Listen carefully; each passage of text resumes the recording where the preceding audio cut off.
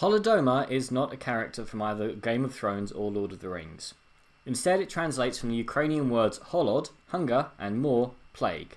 As such, it was a man-made famine in Soviet Ukraine in 1932 and 1933 that killed millions. Since 2006, the Holodoma has been recognised by Ukraine and 15 other countries, sadly not including the United Kingdom, as a genocide of the Ukrainian people carried out by the Soviet government.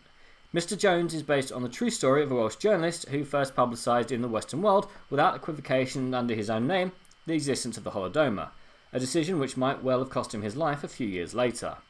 But back to Mr. Jones, and at times it feels more like a biography of its central character than the story he exposed, and whilst I don't mind that on one level, on another, Gareth Jones is a very bland person, about whom we learn next to nothing. He doesn't drink, smoke, or seemingly have any interest in men or women, let alone a sense of humour, which, given that he is a real person, is probably what he was like, but it does make it harder to empathise with him as much as I should when he slips his Soviet handler and goes exploring in Ukraine, where he sees and explores the horrors that man is truly capable of when pushed past the point of no return. At that point, when Jones leaves Moscow and enters the bleakly shot, frozen Ukraine, I felt this film showing me that whilst journalists were partying and drinking in Moscow whilst parroting Stalin's lies, there were so many stories worth telling out there, and it shows how, even back then, manufactured or fake news almost drowned out the truth.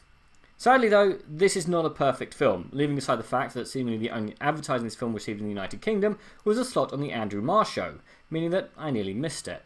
This film spends too much time setting the scene. Jones manoeuvres in Moscow to get into Ukraine, not enough on what happens whilst there, and when he tries to get the truth out upon his return to London. Not that I wanted to spend any more time in the Ukraine, but this loops back to what I was saying. Had I gotten a handle on Mr. Jones as a feeling, thinking human being, rather than an invented point of view character to show the audience what happened, and no words of mine can ever adequately describe what this film gets across with a few cold children singing, nor more to the point do I even wish to try. Mr. Jones is a film about an important story in almost any hour. A horror that almost seems to be slipping out of the public mind with barely a whisper. I've never heard about this at any point in my own schooling. It is impeccably well acted, cast and shot. The director deserves to be praised to the heavens instead of condemned to having made an important film that almost no one will ever see. But people should see this film.